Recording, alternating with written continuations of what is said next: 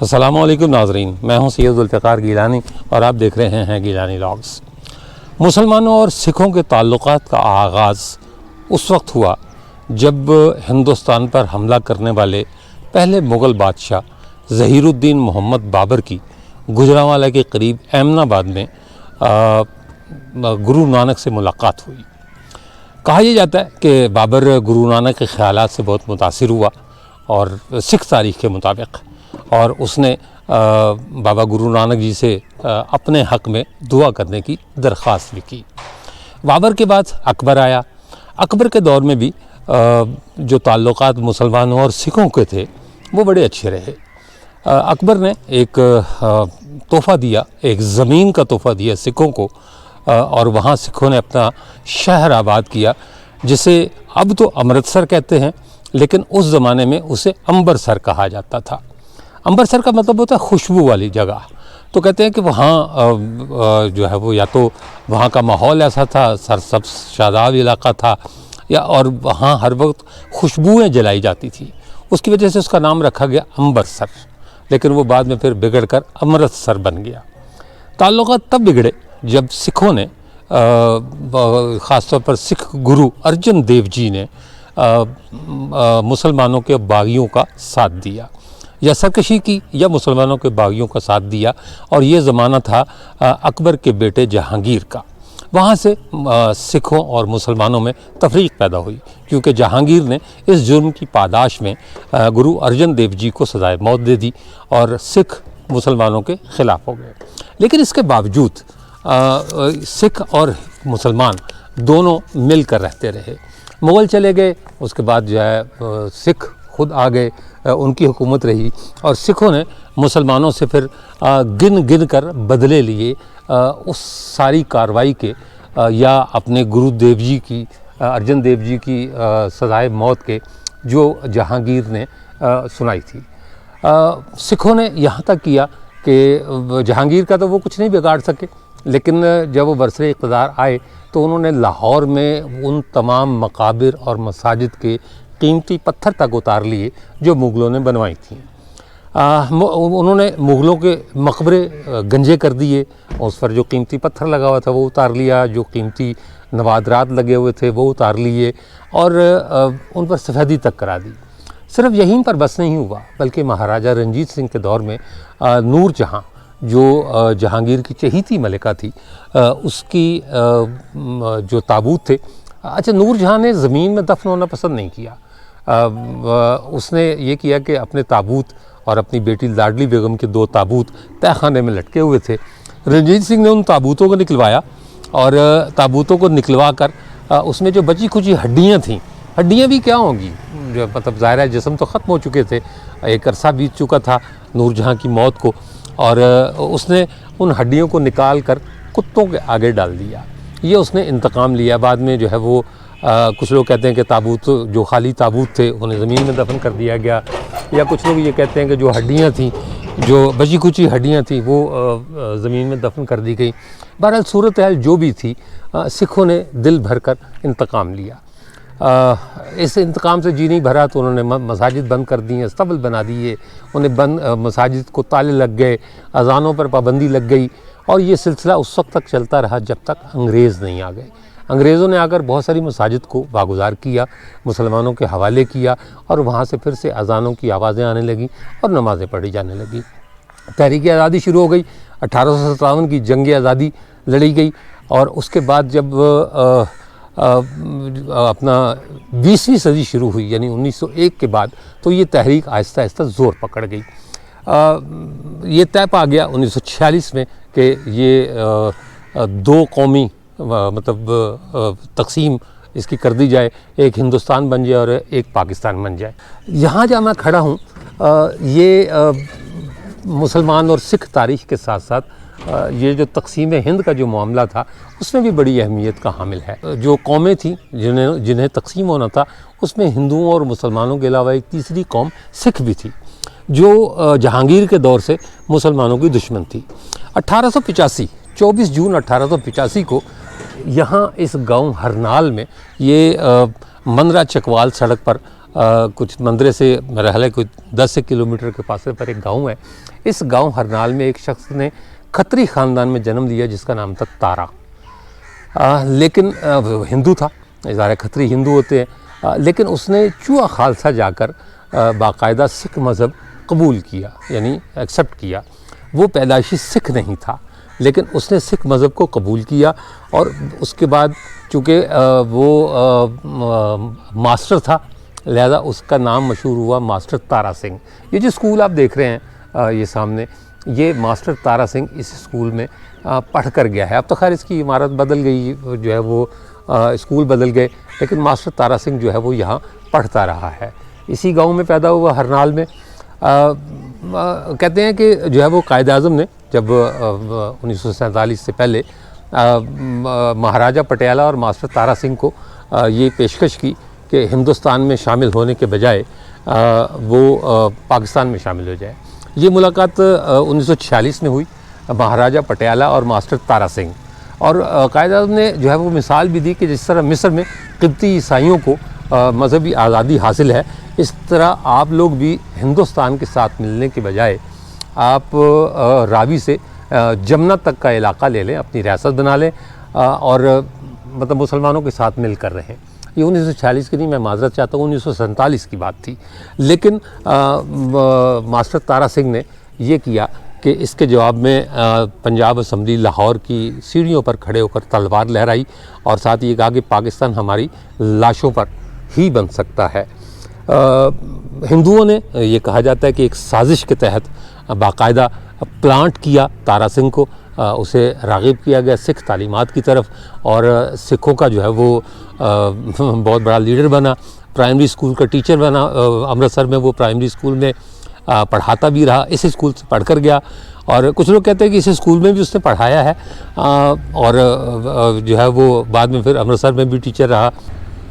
سکھوں نے صرف اسی پر بس نہیں کی کہ ماسٹر تارا سنگھ نے کرپان لہرا دی کہ پاکستان ہماری لاشوں پر بنے گا، بلکہ انہوں نے 1947 میں لاہور پر قبضے کی عملی کوشش بھی کی. لاہور کا ایک علاقہ ہے شاہ عالم مارکیٹ، جسے شاہ عالمی کہتے ہیں. ایک جگہ انہوں نے بندوقیں چھپانی شروع کر دی تاکہ جب امرتسر میں جو ان کا اکال تخت تھا، جب بھی وہاں سے اشارہ ملا ہم لاہور پر قبضہ کر لیں گے. لیکن ایک مسلمان میجسٹریٹ تھے جن کا نام تھا افضل غنی چیمہ. انہیں جو ہے وہ اس بات کی بھنک پڑ گئی کہ سکھ کوئی ایسا خفیہ منصوبہ بنا رہے ہیں کہ مطلب لاہور پر قبضہ کر لیا جائے، یا لاہور میں جو ہے وہ دہشت گردی کہہ لیں یا فساد، بلکہ اس زمانے میں دہشت گردی کا لفظ رائج نہیں تھا کہ لاہور میں جو ہے وہ فساد کرایا جائے، فرقہ وارانہ فساد کرایا جائے، ہندو مسلم کوئی جھگڑا کرایا جائے.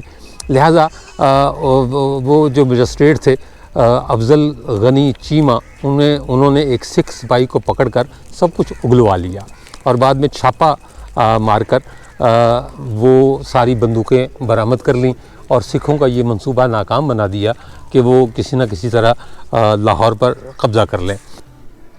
سکھوں کو جو پیشکش کی گئی تھی الگ ریاست بنانے کی راوی اور جمنا کے درمیان، اس میں مشرقی پنجاب، فرید کوٹ، پٹیالہ اور ہریانہ یہ علاقے شامل تھے. اور اس کا جو ایک نام تھا جو سامنے آیا وہ تھا کہ جی اسے پھولکیاں اسٹیٹ کہا جائے گا، اسے پھولکیاں بھی کہا جاتا ہے. لیکن ماسٹر تارا سنگھ نے اسے قبول نہیں کیا. کہا یہ جاتا ہے کہ جب پاکستان اور ہندوستان الگ ہو گئے اور ہندوؤں نے اپنا آپ دکھانا شروع کیا تو پھر ماسٹر تارا سنگھ کو بہت افسوس ہوا اور اس نے باقاعدہ سکھوں کے علیحدہ وطن کے لیے جدوجہد بھی شروع کی. لیکن وہ کہتے ہیں نا کہ جب وقت گزر جائے تو پھر کچھ نہیں ہوتا، یا جو ہے وہ جب سانپ نکل جائے تو اس کی لکیر کو پیٹنے کا کیا فائدہ. تو یہی ماسٹر تارا سنگھ کے ساتھ بھی ہوا. ماسٹر تارا سنگھ 1930 سے 1966 تک یہ بنتے ہیں کچھ 36 سال میں 14 بار جیل گیا، یعنی 30 سے 47 17 سال میں، اور اس کے بعد ہندوستان بننے کے بعد، کیونکہ ہندو بھی اسے بار بار پکڑ کر جیل میں بند کر دیتے تھے اسی تحریک کی وجہ سے جو وہ ہندوستان سے آزادی کی تحریک چلا رہا تھا. سکھ پنجابی زبان کا لفظ ہے جو سنسکرت سے آیا ہے اور اس کا لغوی معنی سیکھنے والا ہے، لیکن سکھ ازم کا ہندو مت سے دور دور تک کوئی تعلق نہیں. عمومی طور پر سکھوں کے لیے خالصہ کی اصطلاح استعمال کی جاتی ہے جو عربی زبان سے مستعار لی گئی ہے۔ خالصہ در حقیقت سکھ مت کے پیروکاروں کا ایک عسکری گروہ ہے جس سے 10ویں گرو گوبند سنگھ نے 1699 میں آنند پور میں قائم کیا تھا۔ اس دن انہوں نے اپنے پانی پیاروں کو امرت پان کر کے خالص یعنی خالصہ بنایا۔ کہا جاتا ہے کہ 16ویں صدی عیسوی میں جب مغل شہنشاہ اکبر نے سکھوں کے چوتھے گرو رام داس کو اپنے دربار میں بلا کر ان سے سکھ مذہب کے بارے میں بات چیت کی تو وہ یہ جان کر بہت حیران اور متاثر ہوا کہ سکھ ہندوؤں کے برعکس توحید کا عقیدہ رکھتے ہیں اور صرف ایک خدا کو مانتے ہیں۔ سکھ مذہب کی مقدس کتاب گرو گرنتھ صاحب کو زندہ گرو کا درجہ حاصل ہے اور اس میں بھی بابا فرید، بھگت کبیر اور بابا گرو نانک جی کا کلام شامل ہے۔ سکھوں اور مسلمانوں کے تاریخی اور روحانی تعلق کا اس سے بڑا ثبوت اور کوئی نہیں کہ جب امرتسر میں سکھوں کے مقدس ترین مقام دربار صاحب کی بنیاد رکھی جانے لگی تو اس کے لیے لاہور میں مقیم صوفی بزرگ حضرت میاں میر سے درخواست کی گئی۔ روایت ہے کہ جب بھی دربار صاحب کی بنیاد رکھی جاتی تو وہ گر جاتی۔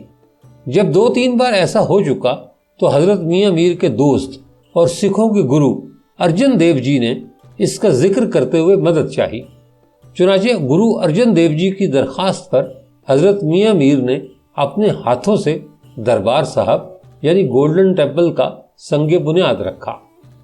ہندو دعویٰ کرتے ہیں کہ ایودھیا کی بابری مسجد کی طرح یہ بھی ایک مندر ہی تھا، لیکن سوچنے کی بات یہ ہے کہ امرتسر میں گولڈن ٹیمپل کی جگہ اگر کسی مندر کی بنیاد رکھی جاتی تو وہ صوفی بزرگ جو توحید اور بت پرستی کے خلاف تبلیغ کیا کرتے تھے کیسے لاہور سے امرتسر جا کر ایک بت کدے کا سنگ بنیاد رکھ سکتے تھے؟ حقیقت یہ ہے کہ بابا گرو نانک کی تعلیمات کی وجہ سے ہندو دھڑا دھڑ ان کی طرف مائل ہونے لگے اور برہمنوں نے جب دیکھا کہ ہندو بڑی تعداد میں سکھ مذہب اختیار کرتے جا رہے ہیں تو برہمن سکھ مت کا دشمن بن گیا۔ اسے سب سے زیادہ تکلیف اس بات پر تھی کہ ایک خدا کی عبادت کی یکسانیت کی وجہ سے سکھ اور مسلمان ایک دوسرے کے قریب آتے جا رہے تھے، جس پر برہمن نے سکھوں اور مسلمانوں میں پھوٹ ڈالنے کے لیے چانکیا والا پرانا کھیل شروع کر دیا۔ روایت ہے کہ سکھوں کے ایک گرو نے کسی برہمن کی بیٹی سے شادی کی خواہش ظاہر کی تو ہندوؤں کی جانب سے پہلے انکار کیا گیا، مگر جب اصرار بڑھا تو برہمنوں نے شادی سے پہلے یہ شرط لکھوائی کہ ان کی بیٹی سے گرو جی کا جو پہلا بیٹا پیدا ہوگا سکھوں کا وہی گرو ہوگا۔ یہاں سے ہندوؤں نے اپنا کھیل شروع کیا اور سکھ اور ہندو مذاہب کو ایک کرنا شروع کر دیا۔ توحید کی بنیاد پر مسلمانوں کی جانب سکھوں کے بڑھتے جھکاؤ اور بابا فرید اور میاں میر جیسے مسلم بزرگوں سے سکھوں کی بے پناہ عقیدت کی وجہ سے برہمن سخت پریشان رہنے لگے تھے۔ اس پر مغلیہ دربار کے ایک برہمن وزیر نے ایسے وقت میں جب اورنگزیب عالمگیر گولکنڈہ میں مصروف جنگ تھا سکھوں کے گرو گوبند سنگھ کے 2 بیٹوں کو زندہ دیوار میں چنوا کر سکھوں اور مسلمانوں کی دشمنی کی بنیاد رکھ دی۔ جب اورنگزیب عالمگیر کو اس بات کا علم ہوا تو برہمن وزیر سے سخت جواب طلبی کی، لیکن اس وقت تک تیر کمان سے نکل چکا تھا۔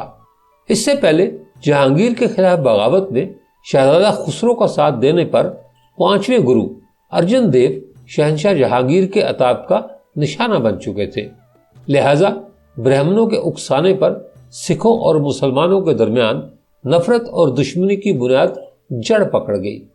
انگریز کے دور کو گہری نظر سے دیکھیں تو سکھوں پر ظلم برہمن ہی کرواتا رہا۔ اس وقت سکھوں اور مسلمانوں کے مقابلے میں چونکہ ہندو زیادہ پڑھے لکھے تھے اس لیے اپنے مطلب کی کہانیاں مرتب کر کے اسے ہی تاریخ بالخصوص سکھوں کی تاریخ کا نام دے دیا گیا۔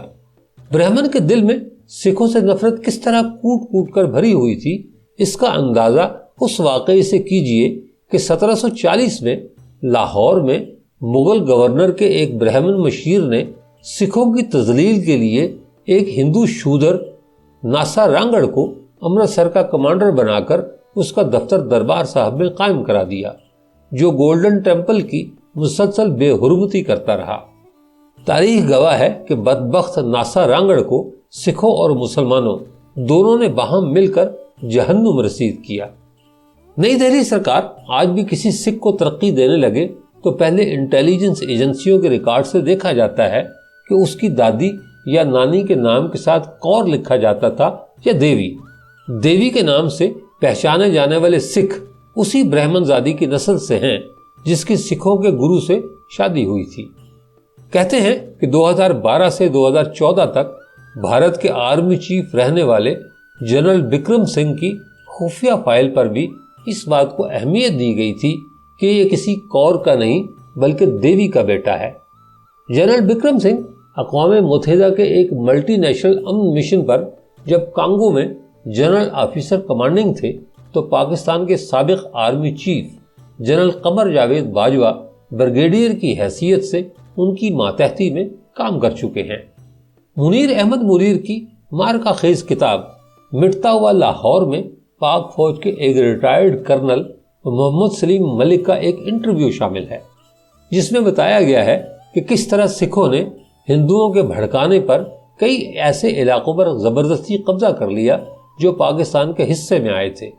بقول کرنل ریٹائرڈ محمد سلیم ملک، سکھوں نے گنڈا سنگھ والا قصور کے تھانوں کے علاوہ جسڑ کے قریب دریائے راوی کے پل پر بھی قبضہ کر لیا تھا۔ یہ وہی جگہ ہے جس کے قریب ہی آج کرتارپور راہداری موجود ہے۔ کرنل ریٹائرڈ محمد سلیم ملک بتاتے ہیں کہ پاکستان بننے کے بعد دریائے راوی کے جسڑ پل پر سکھوں نے قبضہ کر لیا تھا۔ یہ قبضہ اس بھارتی اسکیم کا حصہ تھا کہ پاکستان کو 6 ماہ بعد ختم کرنا ہے۔ میں نے جسڑ والا پل پر پاکستان کی طرف سے سیکنڈ لیفٹیننٹ کی حیثیت سے ڈیوٹی دی ہے۔ پل کے درمیان میں ایک پول پر بھارتی سکھوں نے انڈیا کا جھنڈا لہرا رکھا تھا۔ جب وہ جھنڈا ہوا میں اڑ گیا تو ان کا بریگیڈ کمانڈر اپنے سپاہیوں کے ساتھ آ گیا۔ کیپٹن فضل الرحمان ہماری جانب سے جسڑ پل کے انچارج تھے۔ انہوں نے مجھے کہا اس میٹنگ میں تم نے جانا ہے اور انہیں انڈیا کا جھنڈا نہیں لہرانے دینا۔ سکھ فوجی افسر مجھے پنجابی میں کہنے لگا ہم یہاں بھارتی جھنڈا لہرانے آئے ہیں۔ میں نے کہا کہ ریڈ کلف ایوارڈ کی روح سے یہ علاقہ ہمارا ہے۔ میری بات سن کر سکھ فوجی افسر نے پول کا بانس پکڑا اور کہا یہ پول ہمارا ہے اور اس کا ثبوت یہ ہے کہ ہمارا جھنڈا یہاں لہراتا ہے۔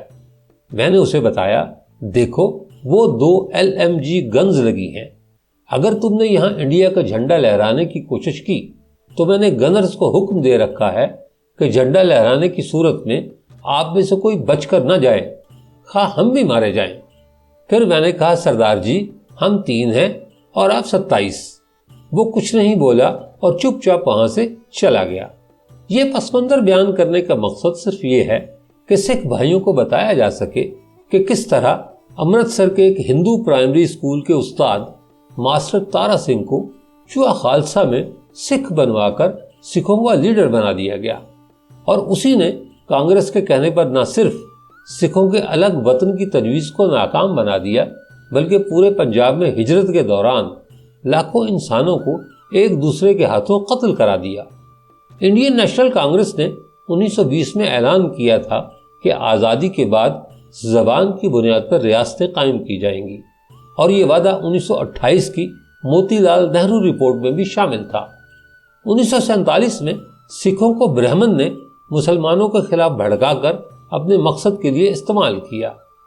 پاکستان بننے کے بعد یہی پاکستان دشمن ماسٹر تارا سنگھ اپنے جتھے کے ساتھ لاہور آیا تو کرنل ریٹائرڈ محمد سلیم ملک اس سے ملے۔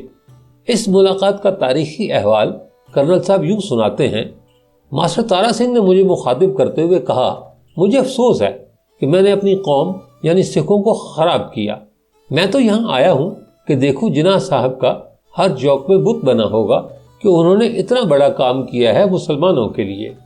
میرا خیال تھا کہ پاکستان جاؤں گا تو لاہوری مجھے پتھر مار مار کر ہلاک کر دیں گے، لیکن مجھے تو لاہور میں کسی نے بھی کچھ نہیں کہا۔ بہرحال جب سکھ مشرقی پنجاب میں 60% سے زائد آبادی کے حامل ہو گئے تو انہوں نے اپنی سماجی و سیاسی شناخت اور زبان کی بنیاد پر الگ ریاست کا مطالبہ کیا، مگر 1955 میں بھارت میں پنجابی صوبے کے حق میں لگنے والے نعروں پر پابندی عائد کر دی گئی اور ماسٹر تارا سنگھ کو گرفتار کر لیا گیا۔ البتہ سکھوں کی تحریک کبھی تھمی نہیں اور کبھی مدھم اور کبھی تیز انداز میں آگے بڑھتی رہی۔ 1984 میں اندرا گاندھی کی اپنے سکھ محافظوں کے ہاتھوں ہلاکت کی خبر ملتے ہی دہلی اور اتر پردیش میں سکھوں پر دھاوا بول دیا گیا اور ہزاروں افراد کو تحقیق کر دیا گیا۔ 2018 میں ماسٹر تارا سنگھ کی پوتی نے اپنے دادا کے بارے میں پچھتاوے کا اظہار کیا اور کہا کہ ماسٹر تارا سنگھ کا بھارت میں ایک خود مختار سکھ ریاست کا خواب ادھورا ہے۔ اس کے علاوہ دوسرے سکھ رہنما آج بھی اس وقت کو یاد کر کے افسوس کرتے ہیں کہ جب کانگریس کے ایجنٹ ماسٹر تارا سنگھ کی بات مان کر انہوں نے اپنی علیحدہ پہچان ختم کر دی اور برہمن کا ساتھ دیا۔ ماسٹر تارا سنگھ کی اس غلطی کی سزا پوری سکھ قوم آج تک بھگت رہی ہے۔ اس کی ایک واضح مثال خالصتان کی تحریک، جرنیل سنگھ بھنڈراوالا، اس کی سرکردگی میں یہ تحریک شروع ہوئی۔ اندرا گاندھی نے باقاعدہ آپریشن کیا گولڈن ٹیمپل امرتسر پر، اور بہت سے سکھ جو جنہیں بھارتی حکومت یا مطلب اندرا گاندھی کی حکومت دہشت گرد قرار دیتی تھی، انہیں مار دیا گیا۔ اس کے جواب میں سکھوں نے بھی کارروائیاں کی اور اندرا گاندھی کی موت بھی اسی کے نتیجے میں ہوئی۔ آج مطلب 2023 کا یہ آخری مہینہ اور 2024 کا پہلا مہینہ کہہ لیں، آج بھی ہندو سکھوں کے خلاف ہر طرح کی کارروائی کرتے ہیں۔ کچھ عرصہ پہلے سکھوں نے دہلی کا محاصرہ کیا، بہت عرصہ یہ محاصرہ جاری رہا کیونکہ سکھ کسانوں کو ان کا حق نہیں دیا جا رہا تھا، لیکن ہندوستانی حکومت ٹس سے مس نہیں ہوئی اور سکھوں کو ان کا حق نہ دیا گیا اور نہ کو دیے جانے کا امکان ہے۔ سکھوں کے ساتھ وہی سلوک ہو رہا ہے جو انہوں نے کبھی مسلمانوں کے ساتھ کیا تھا۔ میرا خیال ہے کہ سکھ مذہب شاید دنیا کا وہ واحد بڑا مذہب ہے جس کے پاس رہنے کے لیے کوئی ملک نہیں، اور یہ بھی کہا جاتا ہے کہ آج مختلف دنیا کے مختلف ملکوں میں خالصتان تحریک کے جن لوگوں کو چن چن کر قتل کروایا جا رہا ہے ان کے پیچھے بھی بھارتی حکومت کا ہی ہاتھ ہے۔ لہذا اگر یہ کہا جائے کہ سکھوں کی ٹرین ٹو پاکستان چھوٹنے کا ذمہ دار صرف اور صرف ماسٹر تارا سنگھ ہے، کیونکہ سکھ آج بھی پچھتاتے ہیں کہ اگر ہم پاکستان کے ساتھ ہوتے تو شاید بہتر حالات میں ہوتے جو حالات انہیں اس وقت ہندوستان میں درپیش ہے۔ تو یوں کہہ لیں کہ ٹرین ٹو پاکستان تو چھوٹ گئی، اب سوائے پچھتاوے کے سکھ بھائیوں کے پاس اور کچھ نہیں بچا۔ اس کے ساتھ ہی اجازت دیجیے، انشاءاللہ تعالی اگلے ولاگ میں دوبارہ ملاقات ہوگی، تب تک کے لیے اللہ حافظ۔